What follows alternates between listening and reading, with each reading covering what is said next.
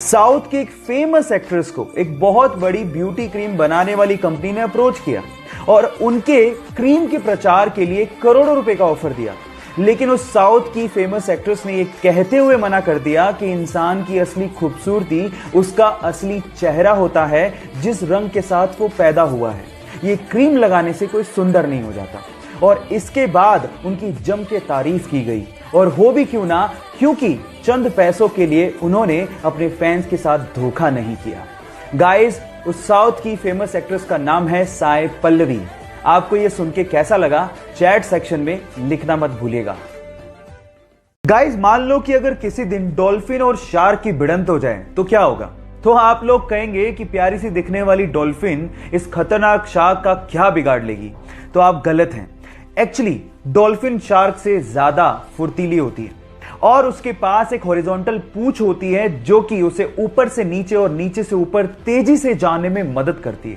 और इसी वजह से डॉल्फिन अपने मजबूत मुंह से नीचे से ऊपर जाते हुए शार्क के नाजुक पेट पे हमला कर देती है।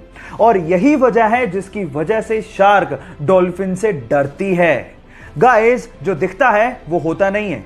क्या आपको इसके पहले तक इफेक्ट पता था? और अगर नहीं पता था तो चैट सेक्शन में लिखना मत भूलिएगा।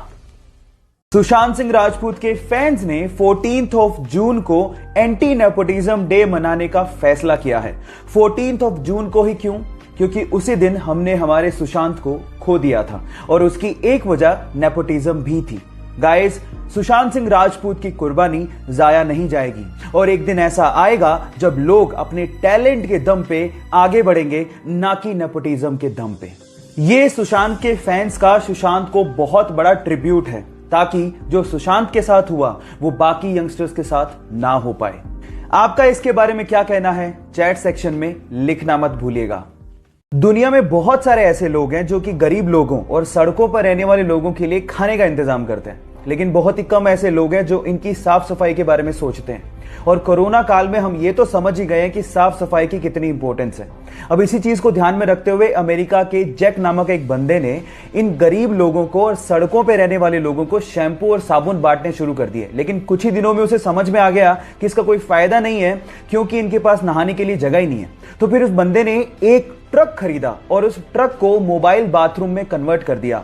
उस ट्रक में उसने शीशा भी लगाया, साबुन और शैम्पू का इंतजाम भी किया, ताकि ये गरीब और सड़कों पर रहने वाले लोग अपनी साफ सफाई का इंतजाम कर सके। गाइस, आपको ये आइडिया कैसा लगा और क्या आप इसे इंप्लीमेंट करना चाहेंगे? चैट सेक्शन में लिखना मत भूलिएगा।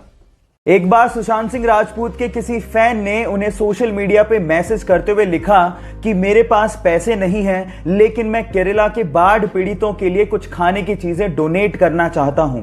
आप बताइए मैं क्या करूं?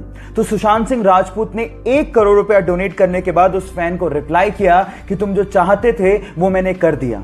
इतना ही नहीं, उनकी मृत्यु के बाद केरला के चीफ मिनिस्टर ने एक और खुलासा किया और कहा कि 1.25 करोड़ रुपया सुशांत सिंह राजपूत ने रिलीफ फंड में और भी डोनेट किया था। जहां हम एक और 100 रुपया भी डोनेट करना होता है तो सोशल मीडिया पे हो हल्ला मचाते हैं, वहीं उस बंदे ने 1.25 करोड़ रुपया डोनेट करने के बाद भी किसी को बताया तक नहीं, और यह खबर उनकी मृत्यु के बाद बाहर आई। सुशांत सिंह राजपूत, आपकी दरिया दिली के लिए हम आपको हमेशा याद रखेंगे।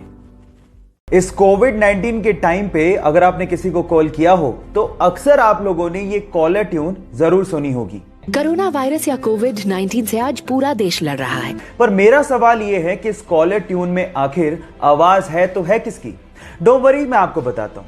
ये है दिल्ली की 40 वर्षीय जसलीन भल्ला, जो पेशे से वॉइस ओवर आर्टिस्ट हैं, जिन्होंने किसी कंपनी के लिए इस ऑडियो को रिकॉर्ड किया था। लेकिन इतनी सुरीली आवाज होने की वजह से नॉर्थ इंडिया के हर फोन के लिए इस कॉलर ट्यून को यूज किया जाने लगा।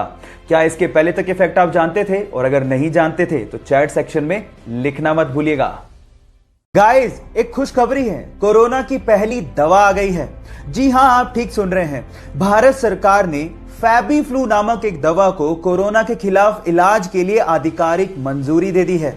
यह पहली ऐसी खाने वाली दवा है जिसे भारत सरकार ने मंजूरी दी है, और यह दवा बेसिकली कोरोना के माइल्ड और मॉडरेट लेवल के लक्षण वाले मरीजों को दी जा सकती है।